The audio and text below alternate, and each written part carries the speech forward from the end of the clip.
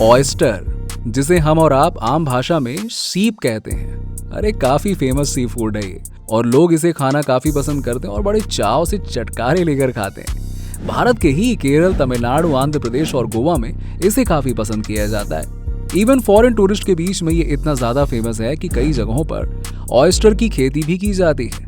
Test में तो ये इतना मजेदार लगता है कि है। साथ ही ये कई मामलों में हेल्थ के लिए भी काफी अच्छा होता है। ऑयस्टर में ओमेगा 3 ऑयल की पर्याप्त मात्रा पाई जाती है।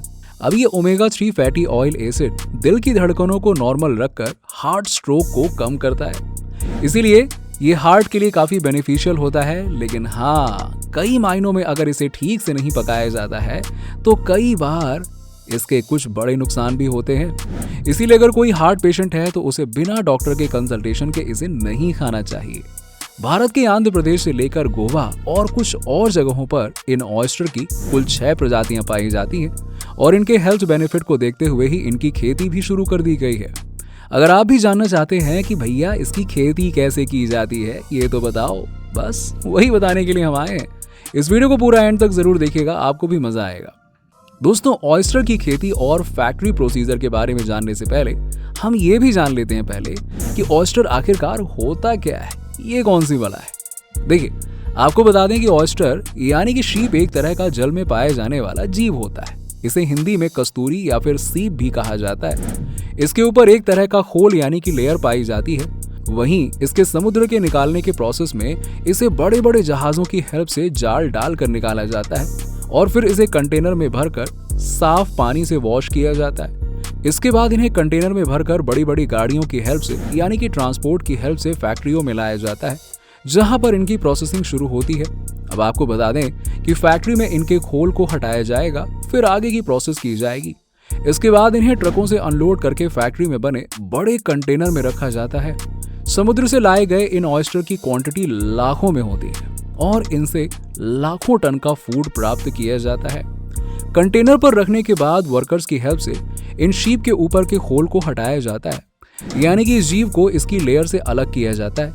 इसके लिए वर्कर्स चाकू की मदद लेते हैं और उसे एक तरह के बास्केट में रखते जाते हैं। इनके खोल को हटाने के बाद उन्हें आगे बढ़ा दिया जाता है, यानी इन्हें बास्केट में भरकर दूसरी बड़ी बास्केट में डाल दिया जाता है, जिसमें छोटे छोटे छेद होते हैं, जिससे ऑयस्टर के साथ मौजूद पानी बाहर निकल जाता है। अब बारी आती है इसको वजन करने की और इसके लिए वर्कर्स इस टोकरी को वेट करने की मशीन पर रख देते हैं और इसका मेजरमेंट करते हैं। इसके बाद इन ऑयस्टर को पानी से भरे कंटेनर में डाल दिया जाता है, जिसमें पानी काफी ज्यादा गर्म होता है और ऐसा इसलिए किया जाता है जिससे ये ऑयस्टर हीट होने के बाद डेड हो जाए। अगले प्रोसेस में इन ऑयस्टर को कन्वेयर बेल्ट की हेल्प से, जो इस बड़े कंटेनर से जुड़ी हुई होती है, उससे गुजारा जाता है। अब आपको बता दें कि कन्वेयर बेल्ट की हेल्प से ऑयस्टर आगे बढ़ जाते हैं, जहां कन्वेयर बेल्ट के आगे के पार्ट में जाली लगी होती है, जिससे पानी बाहर निकल जाता है और इससे आगे जाने पर जो प्रोसेस किया जाता है वो इनकी शॉर्टिंग का होता है। शॉर्टिंग के इस प्रोसेस में कन्वेयर बेल्ट के दोनों तरफ वर्कर्स होते हैं और ये वर्कर्स ऑयस्टर के साथ मौजूद वेस्ट की शॉर्टिंग करते जाते हैं और उसे आगे बढ़ाते जाते हैं। अब जहां पर फिर से इन्हें एक बार फिर से पानी से गुजारा जाता है और आपको बता दें कि ये पानी होता है फ्रेश वाला, जिससे ऑयस्टर की बदबू जो होती है वो खत्म हो जाती है। अब आप सोच रहे होंगे कि ऑयस्टर के फैक्ट्री मेकिंग प्रोसेस में ये बार बार वॉशिंग क्यों की जा रही है ना? तो दोस्तों, आपको बता दें कि ऐसा इसलिए किया जाता है क्योंकि इन ऑयस्टर में किसी भी तरह की डस्ट और माइक्रो ऑर्गेनिजम्स यानी कि बैक्टीरिया या फिर कोई अदर पार्टिकल्स मिक्स ना हो जाए। वहीं वॉशिंग प्रोसेस से ये सीप ताजे बने रहते हैं और इनका ताजा होना, अरे ये तो बहुत ही ज्यादा जरूरी है। अब आपको बता दें कि कन्वेयर बेल्ट से होते हुए इन ऑयस्टर को आगे एक बड़े से बास्केट में स्टोर कर लिया जाता है, जिसमें छोटे छोटे छेद होते हैं और इन छेदों की हेल्प से पानी निचोड़ लिया जाता है और वर्कर की हेल्प से इन ऑयस्टर को बास्केट से निकालकर एक बड़ी सी पॉलीथिन में भर दिया जाता है और उसमें गांठ लगा दी जाती है और इन पॉलीथिन को ठंडे पानी में रख दिया जाता है, जिसमें बर्फ के टुकड़े होते हैं और जरूरत के हिसाब से इन्हें निकालकर आगे की प्रोसेस के लिए भेज दिया जाता है। अब आपकी जानकारी के लिए बता दें कि ऐसा इसलिए किया जाता है जिससे ऑयस्टर गर्मी की वजह से खराब ना हो, क्योंकि इस प्रोसेस को तेजी के साथ और ठंडा करके किया जाता है और इसके बाद ठंडे पानी से इन पॉकेट को निकाल कर आगे की प्रोसेस की जाती है और इन पॉकेट को निकाल कर इस तरह की मशीन में डाला जाता है और ये मशीन इन ऑयस्टर को तेजी के साथ आगे बढ़ाती है, जहां पर एक तरह का कूलिंग प्रोसेस किया जाता है और इसके बाद सीप आगे बढ़ जाते हैं, जहां पर दूसरी मशीन की हेल्प से ये ऑयस्टर अलग अलग रो में आगे बढ़ा दिए जाते हैं और ये काम मशीन में लगे ऑटोमेटिक टूल की हेल्प से होता है और इसके बाद ये मशीन इक्वल क्वांटिटी में सीप को आगे बढ़ाती जाती है और ऐसा कन्वेयर बेल्ट की हेल्प से किया जाता है।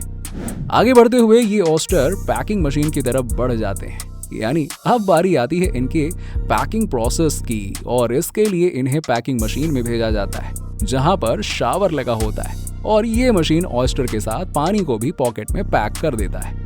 यानी पैकिंग मशीन में पानी और ऑयस्टर दोनों को फ्लो करने की कैपेसिटी होती है, जिससे इनको पॉकेट में पैक कर दिया जाता है और फिर आगे की प्रोसेस की तरफ इन पॉकेट को बढ़ा दिया जाता है, जहां पर दूसरी मशीन इन पॉकेट के ऊपर के पार्ट को सील कर देती है और इसी तरह सभी पॉकेट को सील कर दिया जाता है। अब आपकी जानकारी के लिए बता दें कि ये पॉकेट एक एक करके आगे बढ़ती जाती है। अब जहां दूसरी तरफ एक तरह की मशीन इन पॉकेट को अलग करती जाती है, जिससे ये कन्वेयर बेल्ट पर गिरकर आगे बढ़ती जाती है, वहीं इसके आगे एक जगह यानी कि लास्ट में इन पॉकेट को एक बड़े बॉक्स में वर्कर्स के द्वारा रख दिया जाता है।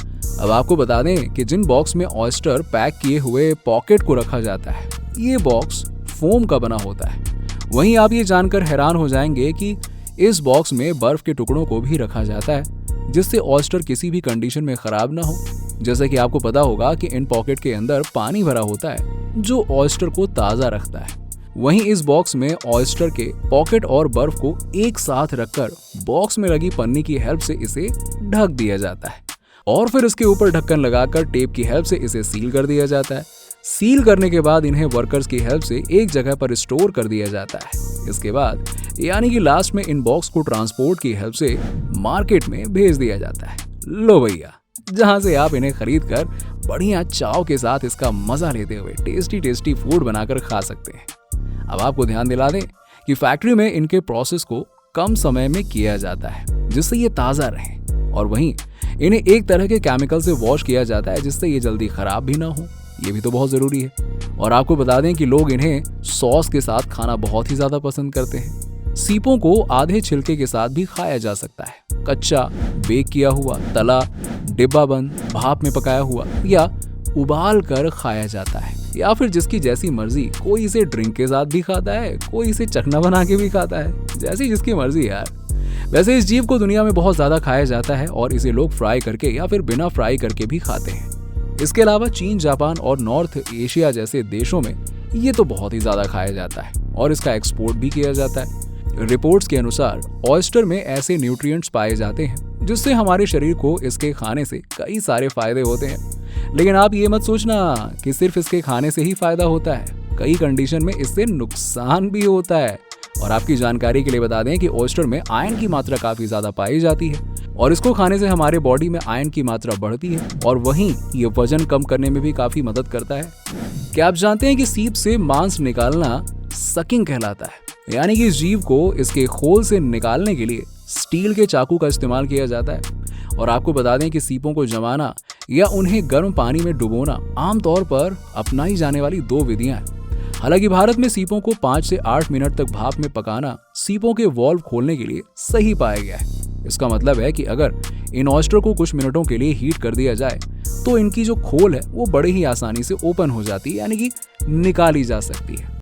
अब आपकी जानकारी के लिए यह भी बता दें कि संयुक्त राज्य अमेरिका, यूरोप, जापान आदि में इसे एक डिलीशियस फूड के रूप में जाना जाता है। वहीं भारत के कई हिस्सों में सीप के मांस की मांग काफी ज्यादा बढ़ रही है, जिसमें साउथ के स्टेट ज्यादा आते हैं। समुद्र के किनारे बसे ये स्टेट काफी ज्यादा मात्रा में सीप का प्रोडक्शन करते हैं और फूड के रूप में इस्तेमाल करते हैं।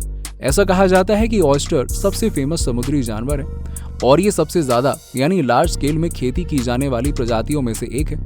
वैसे क्या आप ये जानते हैं कि ऑयस्टर की कितनी वैरायटी इस दुनिया में पाई जाती है और वो कौन कौन सी प्रजातियां होती हैं, वहीं कौन से ऑयस्टर होते हैं जिनमें से मोती बनता है? अगर पता है तो कमेंट बॉक्स में कमेंट करके फटाक से बताइए। और अगर आपने हमारे चैनल को सब्सक्राइब नहीं किया तो फटाक से उसे भी सब्सक्राइब कर लिए। सारा काम फटाक फटाक कर दीजिएगा। चलिए, साथ ही साथ बेल आइकन दबा दीजिएगा जिससे आने वाली वीडियोस आपसे मिस ना हो।